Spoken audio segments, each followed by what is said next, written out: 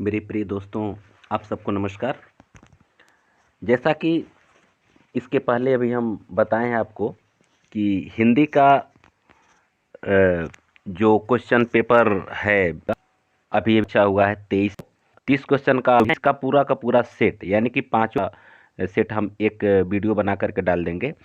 तो वह काम हम पूरा करने जा रहे हैं। इसमें एक चीज़ मैं आपको बता देना चाहता हूं कि इस हर एक पार्ट का बहुत ही शॉर्टकट तरीके से मैं आपको बताने का प्रयास कर रहा हूं ताकि आपका समय बच जाए, कहीं कोई ज़्यादा दिक्कत ना हो। हाँ, एक चीज़ है कि जो मेरे साथी अध्यापक हैं, कुछ विषय विशेषज्ञों से मैं हल करवा करके इस मटेरियल को तैयार किया हूं और कुछ अन्य संसाधन से किया हूं। कोशिश तो मैं किया हूं कि सर्वशुद्धता हो, लेकिन फिर भी कहीं न कहीं कुछ त्रुटियां रह जाती हैं, तो मुझे पता है कि आप उसको नज़रअंदाज कर देंगे।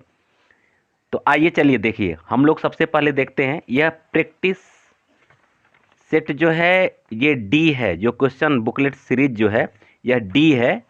तो अगर आप डी क्वेश्चन पेपर लेकर बैठे हैं तो आपके लिए काफ़ी सहज होगा, लेकिन अगर दूसरा कोई अगर बुक करना पड़ेगा।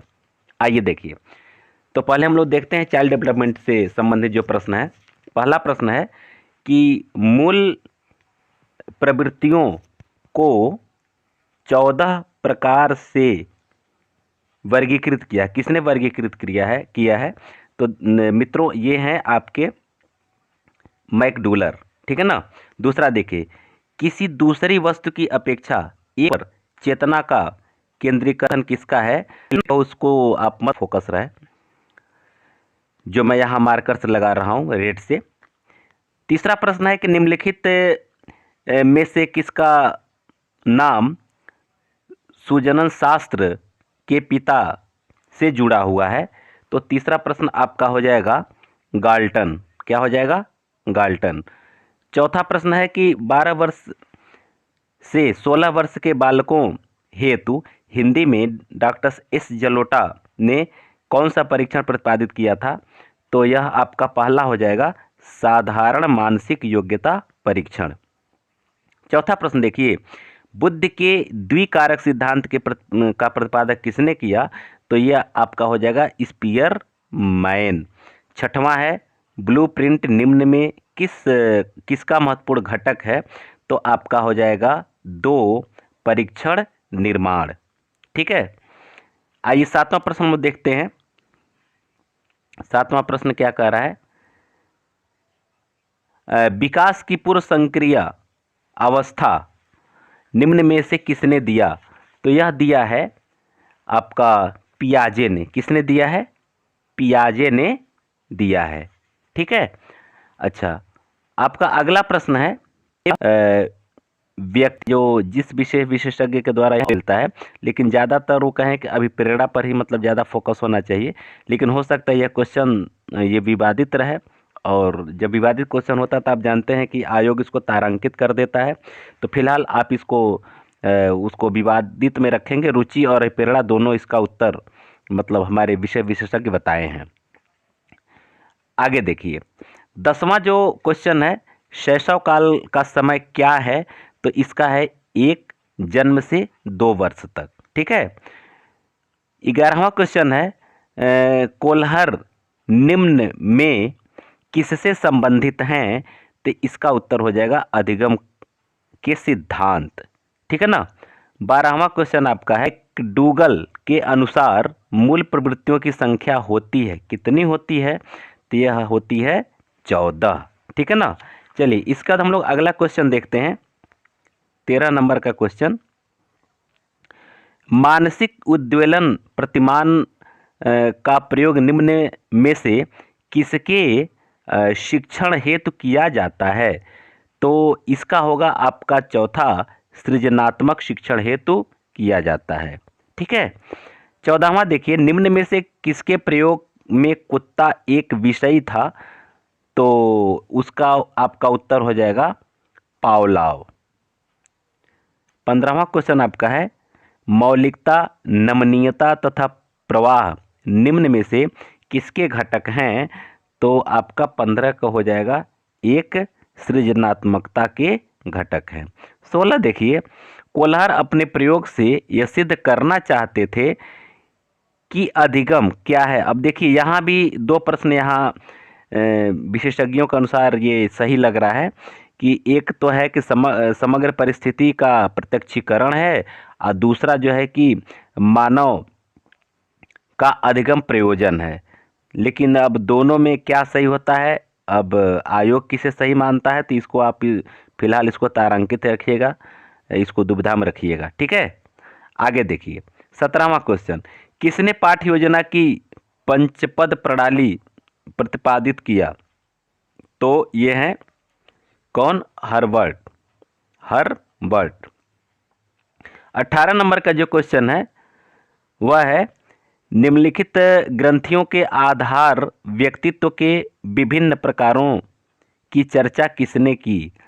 तो इसमें भी देखिए विवादित बताया गया है कि कुछ लोग कह रहे हैं कि क्रेसमर भी है और कुछ लोग कह रहे हैं कि नहीं इसमें कैनन भी है।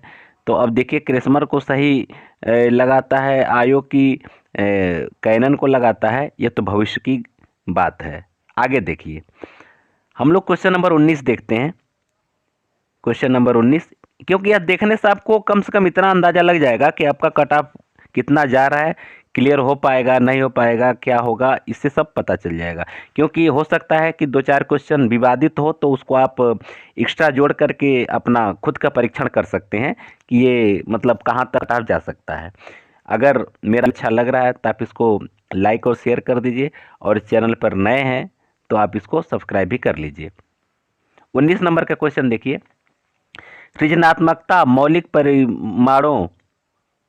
परिणामों को अभिव्यक्त करने की मानसिक प्रक्रिया है। यह कथन है किसका है, तो यह है क्रो एंड क्रो का, यानी क्रो एवं क्रो का ये कथन है।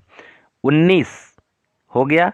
20 देखिए, बीएफ स्किनर के अनुसार बच्चों में भाषा का विकास होता है, तो कब होता है, किस तरह होता है।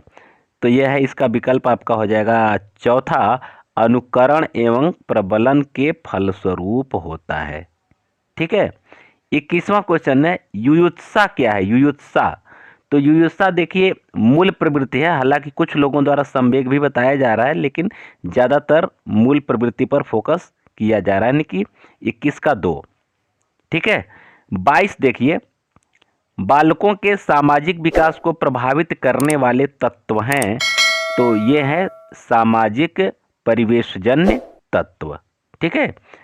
23 नंबर का जो क्वेश्चन है, शारीरिक विकास का एक नियम, एक प्रमुख नियम निम्नलिखित में से कौन सा है। तो आपका हो जाएगा चौथा, द्रुतगामी विकास का नियम, ये आपका सही होगा।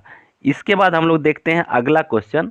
तो अगला क्वेश्चन जो आपका है क्वेश्चन नंबर 24, निम्नलिखित में से कौन सा विकास का सिद्धांत नहीं है, आपको ये बताना है। तो इसका हो जाएगा 2, अनुकूलित प्रत्यावर्तन सिद्धांत, यह जो है कि विकास का सिद्धांत नहीं है। विकास के परिणाम स्वरूप नवीन विशेषताएं और नवीन योग्यताएं प्रकट होती हैं, यह कथन दिया किसने दिया, हर्लॉक ने दिया, ठीक है ना। 26 नंबर का जो क्वेश्चन है, पूर्व अनुभव के आधार पर संवेदना को अर्थ प्रदान करना कहलाता है, यह कहलाता है प्रत्यक्षीकरण। क्या कहलाता है, प्रत्यक्षीकरण कहलाता है। अगला क्वेश्चन 27, सीखने में प्रयास व भूल के सिद्धांत का प्रतिपादन किसने किया। यह किया थॉर्नडाइक ने। किसने किया, थॉर्नडाइक ने। 28 नंबर का जो क्वेश्चन है, औसत बुद्धि वाले बालकों की बुद्धिलब्धि का स्तर कितना होता है। तो 90 से 109 होता है। निम्नलिखित में से कौन तरल क्रिस्टलीय बुद्धि के प्रतिमान के प्रतिपादक थे। तो आपका इसका उत्तर हो जाएगा कैटेल। क्या हो जाएगा, कैटेल। 30 नंबर का जो क्वेश्चन है, सूत्र अधिगम सिद्धांत का प्रतिपादन, तो मित्रों यह किया कि स्किनर ने, ठीक है ना। तो अब ये इसका सीधा सीधा उत्तर मैं बता पाया हूँ, और अगर कहीं कुछ आपको इसमें कुछ डाउट हो, कुछ दिक्कत हो, तो कमेंट करके बताइएगा, और हम अपने विषय विशेषज्ञ राय मसौदा करके और आपको इसको आप मैनेज कर सकते हैं। आइए इसके बाद हम लोग देखते हैं लैंग्वेज यानी हिंदी भाषा। हिंदी भाषा का तो आप वीडियो देख चुके होंगे, लेकिन फिर भी चलिए एक बार मैं इसी में ऐड कर दे रहा हूँ ताकि कोई दिक्कत आपको अलग से देखने की आवश्यकता ना हो। तो देखिए, बहुत आसान सा प्रश्न आया था हिंदी में।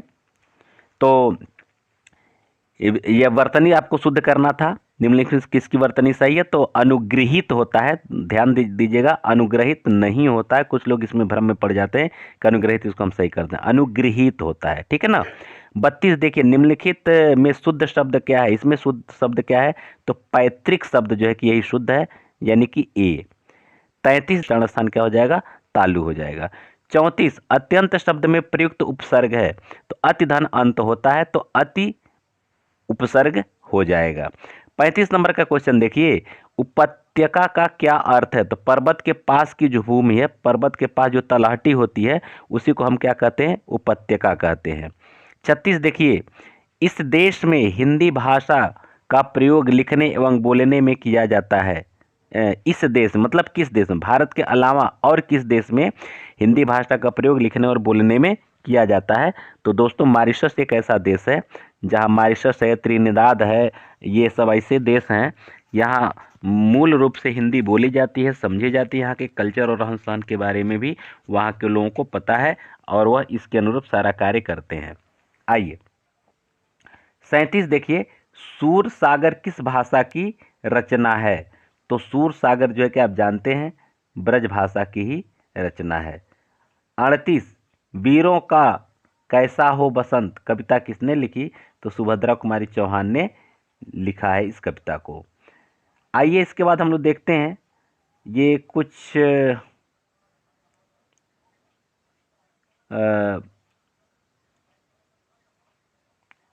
हाँ, इधर आइए, ये छूट रहा था, कह रहे हैं क्वेश्चन नंबर 39 कहाँ गया? हाँ, क्षेत्रीय में कौन सा विशेषण है?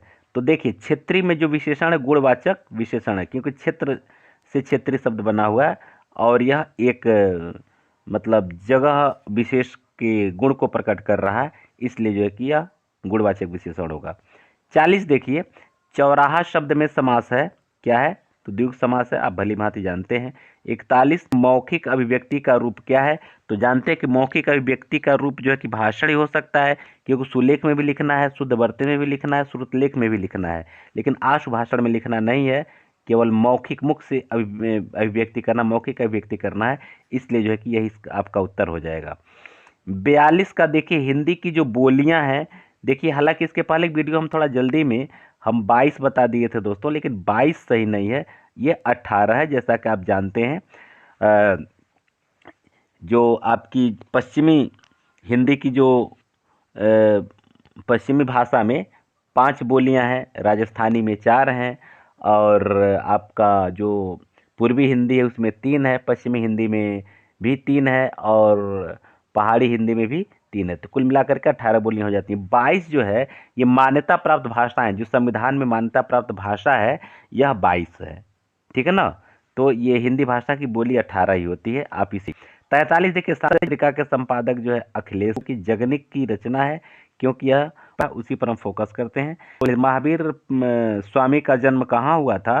तो आप जानते हैं वैशाली में हुआ था। 48 नंबर का क्वेश्चन जो है कि स्वच्छंद में कौन सी संधि है? तो स्वधन छंद होता है, इसलिए जो है कि व्यंजन संधि ये है, ठीक है। 49 देखिए, महात्मा बुद्ध ने जब बुद्धत्व को प्राप्त किया तब उनकी अवस्था कितनी थी? 35 थी। कितनी थी? 35 वर्ष थी, गद्यांश में है भी। श्रुति धर्म का क्या अर्थ है? इसका मतलब होता है वैदिक धर्म, ठीक है ना। दोस्तों, वीडियो अच्छा लग रहा हो तो लाइक, शेयर और सब्सक्राइब अवश्य कीजिए। आगे हम लोग बढ़ते हैं। एक वर्ण है, यानी कि क ख ग घ अंग, ये कंठ ध्वनि होते हैं, कंठ उच्चारण होता है, लेकिन यहाँ जो विकल्प दिया हुआ है कंठ्योष्ठ दिया हुआ, कंठ और होठ, तो उसका कोई मतलब नहीं बनता है। कंठ तलव्य है, इसका कोई मतलब नहीं बनता है। मूर्धन्य वर्ण है नहीं, तो बच एक ही रहा है, क्योंकि यह नासिक वर्ण के अंतर्गत भी आता है, जिसे अंग, इय, म, न, ये सब क्या है? नासिक वर्ण के अंतर्गत आते हैं, तो ये नासिक ही आपका इसका उत्तर सही हो जाएगा। बात मापने और क्रिया मतलब जिस संज्ञा का बोध होता है, जो विशेषता बताता है, जिस संज्ञा का, वही जो है कि हो जाता है परिमाणवाचक। तो परिमाणवाचक में माप तौल से संबंधित विशेषण का प्रयोग किया जाता है। ठीक है, तो ये जो है कि परिमाणवाचक विशेषण हो जाएगा।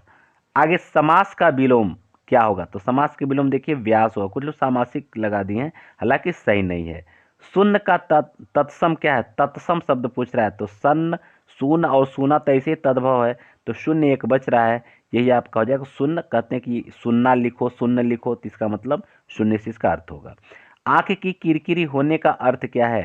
तो आप जानते हैं अप्रिय लगना, आंख में खटकना यानी अप्रिय लगना को कहते हैं आंख की किरकिरी होना। 56 देखिए अकाल का पर्यायवाची शब्द क्या है? तो अकाल का पर्यायवाची शब्द है दुर्भिक्षु। ठीक है ना। 57 देखिए निम्नलिखित में से कौन सा मिश्र वाक्य है? तो आपका जो मिश्र वाक्य है ये चौथा हो जाएगा। अध्यापक देखते हैं कि छात्र पढ़ रहे हैं, क्योंकि ये वाला जो वाक्य है छात्र पढ़ रहे हैं, यह इस क्रिया पर इस वाक्य पर आश्रित है। मतलब एक आश्रित उपवाक्य होता है, उस पर बहुत सारे वाक्य आश्रित होते हैं। इसी को हम जो कि संयुक्त मिश्र क्रिया कहते हैं, सॉरी मिश्र वाक्य कहते हैं। और जो दो वाक्यों को जोड़ने का काम करता है, बीच में और तथा वगैरह शब्द का प्रयोग होता है, यहाँ इस तरह का जब होता है तो आपका होता है संयुक्त क्रिया। इसको ध्यान रखेंगे। 58 देखिए जिसकी पूर्व से कोई आशा न हो उसके लिए एक शब्द क्या होगा? तो अप्रत्याशित होगा। कहा जाता है ना हमें अप्रत्याशित चीज मिल गई, मतलब जिसकी आशा हमें नहीं थी वो चीज हमें मिल गई। 59 देखिए मुझसे उठा नहीं गया, ये वाच्य में आपको हम पढ़ाए भी थे इसके पहले वीडियो में, आपको याद होगा। तो वाच्य में जो है कि यह 3 प्रकार के वाच्य होते हैं, कर्मवाच्य, कर्तृवाच्य और भाववाच्य। तो ये आपका हो जाएगा भाववाच्य। 60 नंबर का जो क्वेश्चन है ये निष्कपट का संविच्छेद पूछा जा रहा है, तो ये हो जाएगा निधन कपट। ठीक है ना। चलिए अब हम लोग 61 नंबर का क्वेश्चन देखते हैं। ये क्वेश्चन है संस्कृत लैंग्वेज से, संस्कृत भाषा से। देखते चलिए 61 नंबर का जो क्वेश्चन है 79 संस्कृत की संख्या नहीं है, तो ये होगा एकोन सप्ती, एकोन सप्तति। 62 देखिए दिन भर में पाठ पढ़ डाला गया, इसका सही वाक्य है अनुवाद दिनेन पाठम पठितः। 63 देखिए उपकिरणम में कौन सा समास है? तो होगा अव्ययी भाव समास, क्योंकि उप अव्यय है। 32 की संख्या के लिए क्या क्या लिखते हैं? तो द्वात्रिंशत् लिखते हैं। क्या लिखते हैं? द्वात्रिंशत् लिखते हैं, यही सही है। पति शब्द का सप्तमी एक वचन होगा, क्या होगा? पत्यो होगा, पत्यो। 66 देखिए संस्कृत साहित्य में किस कवि की रचना को विद्वदौधसम मतलब विद्वदौ औषधम, मतलब विद्वत औषधम इसका होगा, संविच्छेद करेंगे तो होगा माने विद्वानों की औषधि, किस कवि की रचना को कहा गया है? तो श्रीहर्ष की रचना को कहा गया। जैसे नसेदे चरितम इनकी जो रचना है ना, उसको जो है कि विद्वानों की औषधि का संज्ञा दिया गया है। अब आपका जो है कि 67 से 69 नंबर तक का जो क्वेश्चन है यह एक विकल्प है, वो पैराग्राफ है, पैराग्राफ से आप इसको छांट करके लिखेंगे। तो देखिए शिव पदस्य अन्यार्थ कह, तो श्रृगाला, इसका उत्तर होगा श्रृगाला। अगला क्वेश्चन 68 गद्य खंडे कया प्रश्नम परीक्षते, तो ये आपका हो जाएगा लक्ष्म्या, यानी लक्ष्मी पार्वती से प्रश्न पूछ रही है ना, तो ये इसलिए लक्ष्म्या होगा। कयो संलाप सर्वेशाम मंगलाय भवतु, तो यह आपका हो जाएगा लक्ष्मी और पार्वती। 70 नंबर का जो क्वेश्चन है इनमें से कौन प्रत्याहार नहीं है? तो ल प्रत्याहार नहीं है। 71 देखिए मैं ऐसा मानता हूं का अनुवाद होगा अहम एवं मन्ये, अहम एवं मन्ये। ठीक है ना। 72 देखिए मैं बाजार जाता हूं, मैं बाजार का संस्कृत में कर्मवाच्य बदलना है, जिसे यहाँ एक अनुवाद भी दिया हुआ है और आपको कंफ्यूज करने के लिए, तो अनुवाद के चक्कर में जहाँ फंसे उस लालच में तो गड़बड़ हो जाएगा। तो इसलिए यहाँ सही उत्तर होगा मया आपणम गम्यते, क्योंकि इसको कर्मवाची में बदलना है। 73 देखिए, पच धातु का अक्त प्रत्यय लगाकर रूप बनेगा, तो ये बनेगा पक्वह बनेगा। क्या बनेगा? पक्वह बनेगा। आगे देखिए 74 क्या कर रहा है? पंचनवति संख्या है, क्या है? तो 90 90 पंच माने 5, तो कितना हो जाएगा? 95। आगे देखिए, इसमें जो है कि उष्म वर्णों का बोधक प्रत्याहार है। उष्म वर्णों का, सॉरी इधर है 75, हाँ।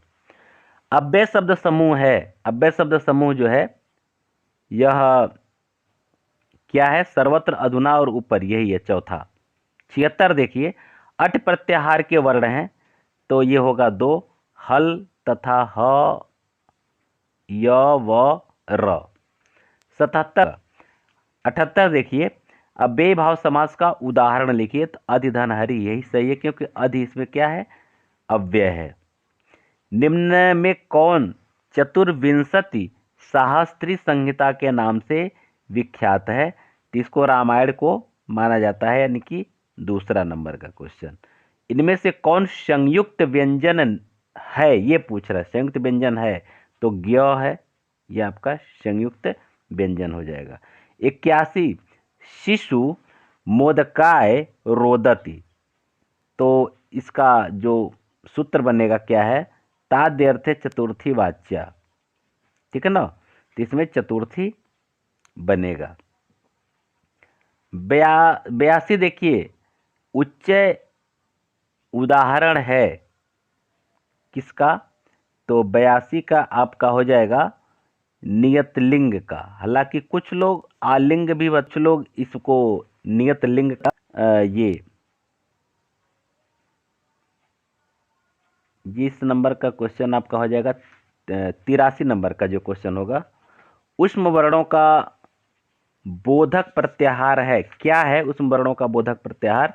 तो यह आपका है शल। क्या है? शल। पठानी का रूप है, पठानी का जो रूप है यह चौथा है। पठ धातु लोट लकार उत्तम पुरुष। 85 का क्वेश्चन है, छ मिलकर बना, किससे किससे मिलकर बना? तो क और श मिलकर के बना है छ। वाह्य प्रत्ययों की संख्या कितनी है? तो ये लिखेंगे वाह्य प्रत्ययों की संख्या आपकी 11 होती है। 47 देखिए, मनोरथा उदाहरण है। मनोरथा, तो मना धन रथ आप जानते होता है, ये क्या है? विसर्ग संधि का उदाहरण है। आगे देखिए, दान के कर्म के द्वारा कर्ता को संतुष्ट करने वाला संप्रदान कारक का सूत्र है। तो अब देखिए इसका जो है कि सही विकल्प आपका हो जाएगा ए। क्या हो जाएगा? ए हो जाएगा। और इसके बाद आपका जो 89 है, अंतस्थ वर्ण हैं, तो आप जानते हैं अंतस्थ वर्ण कौन कौन होते हैं? य, र, ल, व। य, र, ल, व। तो यड़ वाले ये जो शब्द हैं, इसी को हम क्या कहते हैं? अंतस्थ वर्ण कहते हैं, यानी कि चौथा। 90 मुझे संस्कृत अच्छी लगती है, इसका संस्कृत में अनुवाद होगा मह्यम संस्कृतम रोचते, यही इसका सही अनुवाद हो जाएगा। आइए इसके बाद हम लोग देखते हैं अगला भाग 91 नंबर का क्वेश्चन जो गणित से है, इसको देख लिया जाए। और जैसा कि मैं बताया कि ये मेरा जो श्रृंखला है प्रश्न पुस्तिका का, यह डी है। डी आपके पास होगा तो बहुत आसानी से समझ में आ जाएगा।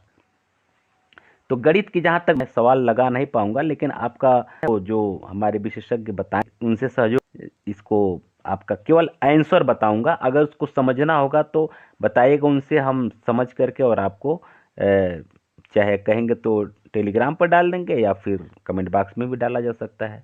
ठीक है, तो आइए देखिए सीधे सीधे हम लोग आते हैं टॉपिक पर। 91 नंबर का जो क्वेश्चन है, इसका सही उत्तर होगा 1/25। आइए थोड़ा जल्दी जल्दी करते हैं आपका समय बचाने के लिए। 92 नंबर का क्वेश्चन जो है कि आपका हो जाएगा चौथा, यानी कि 96, ठीक है ना। आइए 93 नंबर का जो क्वेश्चन होगा वह आपका हो जाएगा पहला, ये इसका उत्तर होगा, यानी कि 15। 94 नंबर का जो क्वेश्चन है इसका सही उत्तर है डी, मतलब चौथा, 14 और 5, ठीक है ना। आइए 95 नंबर का जो हम लोग क्वेश्चन देखते हैं क्या कहता है। 95 नंबर के क्वेश्चन का सही जो उत्तर होगा 95 का, वह आपका होगा दूसरा, 4 सेंटीमीटर।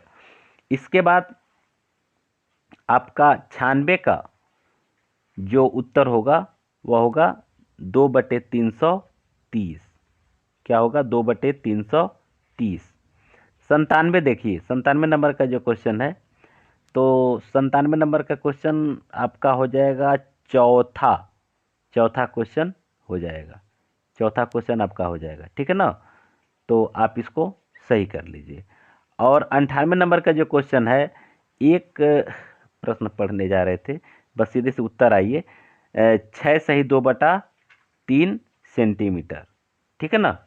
अब आइए आपका 99 नंबर का जो हम लोग क्वेश्चन देख लेते हैं। 99 नंबर का क्वेश्चन क्या कर रहा है, तो 99 नंबर के जो क्वेश्चन का उत्तर हो जाएगा आपका हो जाएगा दूसरा। और आइए 100 नंबर का क्वेश्चन क्या है, पाई का क्या है, मतलब पाई क्या है, तो क्या है? अपरिमेय संख्या है ये, ठीक है। 101 किसी वस्तु का, चलिए प्रश्न तो पढ़ना नहीं है, हाँ 101 का 101 का आपका हो जाएगा 1, 33 सही 1/3 की हानि। 102 नंबर का जो क्वेश्चन है इसका सही उत्तर होगा आपका 4, ठीक है ना, 4 शेष फल बचेगा। 103 नंबर का जो क्वेश्चन है इसका सही उत्तर आपका हो जाएगा 4, यानी कि तीसरे नंबर का विकल्प इसका सही हो जाएगा। 104 नंबर का हम लोग क्वेश्चन देखते हैं। 104 नंबर का जो क्वेश्चन है इसका उत्तर हो जाएगा 3, यानी कि 4.5। पांचवा देखिए, सांख्यिकी में विचरण करने का विश्लेषण नामक विधि का मुख्य श्रेय है, तो ये किसको जाता है? 105 का है सर, 106 जाएगा, ठीक है ना, उसको मिला लीजिएगा। आइए 107 नंबर के क्वेश्चन में देखते हैं। यदि किसी दिए गए आंकड़े के समांतर माध्य ये तथा ये जो भी है सवाल है, तो इसका सही उत्तर आपका हो जाएगा चौथा। क्या हो जाएगा? चौथा। इसके बाद आइए हम लोग 108 नंबर के क्वेश्चन को देख लेते हैं। तो 108 नंबर का जो क्वेश्चन है इसका सही उत्तर जो आपका होगा वह होगा दूसरा, यानी कि 5/36। 109 नंबर का जो क्वेश्चन है, 20वीं सदी के स्वशिक्षित भारतीय गणितीय प्रतिभावान कौन थे? तो ये जानते हैं कि 20वीं सदी के जो स्वशिक्षित भारतीय गणितज्ञ थे वह श्री रामानुजाचार्य थे। 10वां नंबर का जो क्वेश्चन है इसका उत्तर आपका हो जाएगा 200 मीटर स्क्वायर। 11 नंबर का जो क्वेश्चन है इसका सही आपका उत्तर हो जाएगा ये चौथा, यानी कि 2, ठीक है। इसके बाद आइए 112 नंबर के क्वेश्चन में देख लेते हैं। 112 नंबर का जो क्वेश्चन है इसमें जो दिन आएगा वो सब सवाल लगाने के बाद मंगलवार आएगा। उसके बाद आइए 113 नंबर का जो क्वेश्चन है, 113 नंबर का क्वेश्चन बताया गया है 11/64 ही सही है। 114 नंबर का जो क्वेश्चन है, एक त्रिभुज की रचना करने के लिए संभव भुजाएं हैं, तो अब इसमें क्या है? देखिए तीसरा सही है इसका। 115 जो है इसका सही उत्तर क्या होगा? इसका सही उत्तर होगा 4। इसके बाद फिर आइए हम लोग 116 पर चलते हैं। 116 नंबर का जो क्वेश्चन है, 116 नंबर का जो क्वेश्चन है वह है, यदि अवरोही क्रम में रखे गए आंकड़ों को दोनों छोरों पर प्रेषण था, जो भी प्रश्न है देख लीजिए, इसका उत्तर मैं सीधे आपको लगवा रहा हूँ। आपका हो जाएगा चौथा माध्य और बहुलक। 17 नंबर का जो क्वेश्चन, इसका उत्तर होगा 3 यानी कि 54। 118 नंबर के क्वेश्चन का सही उत्तर होगा 540 अंश। 119 नंबर का जो क्वेश्चन होगा, ये इसका सही उत्तर होगा 21 मीटर। 120 नंबर का जो क्वेश्चन होगा, उसको आप जो है कि देख लीजिएगा, उसका सही उत्तर होगा 120 नंबर का जो क्वेश्चन होगा, यह होगा 30 दिन। ठीक है, इसके बाद आइए हम लोग अगला क्वेश्चन देखते हैं 121। अब 121 नंबर का जो क्वेश्चन है, यह आपका पर्यावरणीय अध्ययन से आता है। ठीक है ना, तो इसको देख लिया जाए, ये अंतिम चरण में है। इसमें 30 क्वेश्चन और बचा हुआ, देख लीजिए। 121 नंबर का जो क्वेश्चन है कि WWF से क्या आशय है, तो आपका हो जाएगा चौथा, वर्ल्ड वाइल्ड लाइफ फंड के नाम से इसको जानते हैं। आइए 22 हम लोग देखते हैं, फूलों की घाटी कहाँ स्थित है, तो उत्तराखंड में स्थित है। उसके बाद 13 नंबर का जो क्वेश्चन है, भारत में निम्नलिखित में से कौन सी एजेंसी मुख्य रूप से प्रदूषण के मापने से संबंधित है, तो केंद्रीय प्रदूषण नियंत्रण बोर्ड, यही जो है कि एजेंसी है। आगे देखिए 124, एक जागृत ज्वालामुखी है जो अवस्थित है, कहाँ अवस्थित है, एंडीज में। ठीक है। 125, तिब्बत की सांगपो नदी भारत में जानी जाती है। मित्रों, ये क्वेश्चन थोड़ा सा विवादित बताया जा रहा है, क्योंकि कुछ लोग ब्रह्मपुत्र को बता रहे हैं और कुछ लोग सिंधु को बता रहे हैं, इसलिए हम भी थोड़ा सा कंफ्यूज हो रहे हैं। क्योंकि सिंधु नदी की अगर बात मानते हैं, तिब्बत अगर माने तो नेपाल के उत्तर में है और दिशा में है भी, बोलती हूँ शायद, जहाँ तक मैं समझ पा रहा हूँ, वो सांगपो के नाम से हो और बाद में वही जम्मू कश्मीर होते हुए उधर पाकिस्तान में निकल जाती है, या फिर ब्रह्मपुत्र को मानते हैं। तो फिलहाल इसको हम दोनों बता दे रहे हैं। अब आप अगर आप कहीं और से 126 नंबर का क्वेश्चन देखिए, सर्वाधिक जैव विविधता पाई जाती है, कहाँ पाई जाती है, तो शांत घाटी में पाई जाती है। आगे देखिए, एलपीजी के संदर्भ में क्या असत्य है, तो यहाँ भी देखिए क्वेश्चन दो तरह से बताया जा रहा है। कुछ विशेषज्ञ बता रहे हैं कि एक स्वच्छ ईंधन है और कुछ कह रहे नहीं, मीथेन उत्सर्जन करने वाला है। ये क्या सही है, आपको बाद में मतलब पता चल जाएगा, या कहीं कोई आपको डाउट हो तो पता करके हमको ही बता दीजिएगा, कमेंट कर दीजिएगा। ठीक है ना। आगे 128 नंबर का जो क्वेश्चन है, पारिस्थितिकी तंत्र के घटक हैं, क्या हैं, तो जैव तथा अजैव हैं। कुछ लोग इसको मान रहे हैं, लेकिन विशेषज्ञ बताते हैं कि ये सही नहीं है। तीसरा 28 के बाद 29 देखिए, मकर रेखा जो है 23.5 अंश साउथ में है। ठीक है। 130 नंबर का क्वेश्चन, इकोसिस्टम का प्रयोग सर्वप्रथम किसने किया, तो आपका हो जाएगा पहला ही है। ठीक है ना, एमजी टांसले ने किया था। वीडियो अगर अच्छा लग रहा हो तो लाइक, शेयर और सब्सक्राइब अवश्य कर लीजिए, क्योंकि आपके लिए मैं इतनी रात को वीडियो बना रहा हूँ। अभी भी उधर से जैसे बच्चे आए हैं शाम को 5 बजे, उसके बाद से फिर पेपर मैं लिया हूँ और उसके बाद से वहाँ से हम तैयार कर रहे हैं। आगे देखिए, उत्तरी तारे को ध्रुव तारा किसे कहते हैं, उत्तरी तारे को हम कहते हैं।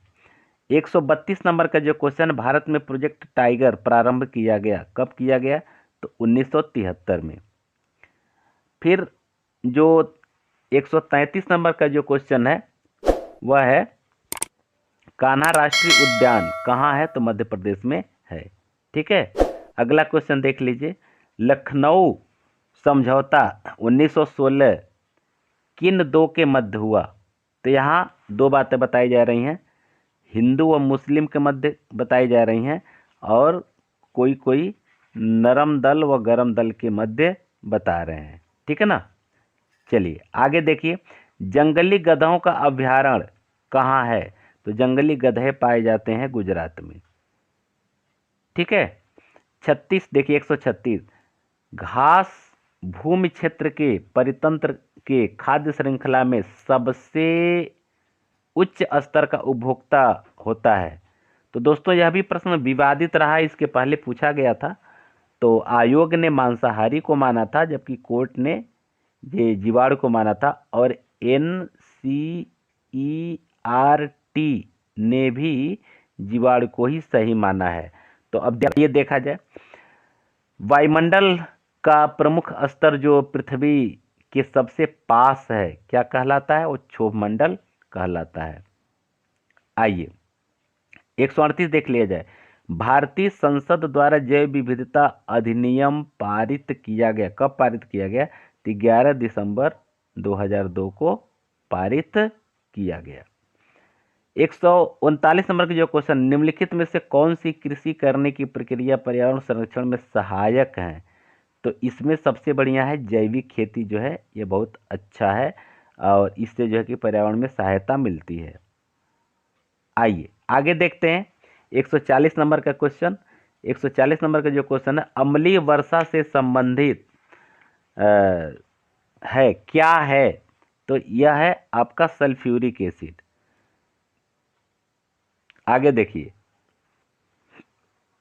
41 नंबर का जो क्वेश्चन है, कार्बन डेटिंग संदर्भित करता है। तो आपका पहला ही ऑप्शन सही हो जाएगा। प्राचीन स्थलों में मौजूद हड्डियों या सामग्रियों के आयु मापन जाएगा। समय के साथ ऊतकों में विषैले पदार्थों की बढ़ती सांद्रता। 145 नंबर का 144 नंबर का क्वेश्चन होगा, निम्नलिखित में से कौन जैव मंडल का अजैविक घटक है? तो दोस्तों यह भी प्रश्न थोड़ा सा विवादित है, कुछ कवक बता रहे हैं और कुछ प्रोटीन बता रहे हैं, तो हम दोनों बता दे रहे हैं। आयोग देखिए क्या सही मानता है। आगे देखिए, ग्रीन पीस इंटरनेशनल के मुख्यालय अवस्थित मन कहाँ स्थित है? तो एम्स्टर्डम में ये स्थित है। आइए 46 नंबर का क्वेश्चन देख लिया जाए, निम्नलिखित में कहाँ आर्सेनिक द्वारा जल प्रदूषण सर्वाधिक है? तो ये है आपका 3 पश्चिम बंगाल। ठीक है। आइए 147 नंबर का क्वेश्चन देख लिया जाए, भारत में पश्चिम घाट के दक्कन शुष्क हैं क्योंकि आगे अब ये प्रश्न बता रहा है, इसका सही उत्तर क्या है? तो आपका ये हो जाएगा 47 का वो रेन शैडो प्रवाह है, यानी कि चौथा। ये 48 देख लीजिए, बंद किया गया। ठीक है। आगे देखिए 49, वायुमंडल की ऊपरी सीमा पर प्रति इकाई क्षेत्र में प्राप्त होने वाली सौर विकिरण कहलाती है। तो इसका सही उत्तर होगा सूर्यातप। ठीक है। ये और 150 नंबर का और अंतिम प्रश्न, इसको आज के इस वीडियो का देख लिया जाए। किस देश के संविधान ने मौलिक कर्तव्य लिया गया? किस देश के संविधान से मौलिक कर्तव्य लिया गया? तो यह USSR मतलब रूस से लिया गया। तो मित्रों इस तरह से ये वीडियो आज कंप्लीट हुआ। अगर आप कमेंट करेंगे तो कल तक आपका जूनियर का भी डाल देंगे, नहीं तो फिर कोई बात नहीं है। ठीक है ना। आप सब अपने रहे, इसके लिए बहुत बहुत धन्यवाद। लाइक और शेयर कर दीजिए। आप सबको बहुत बहुत धन्यवाद।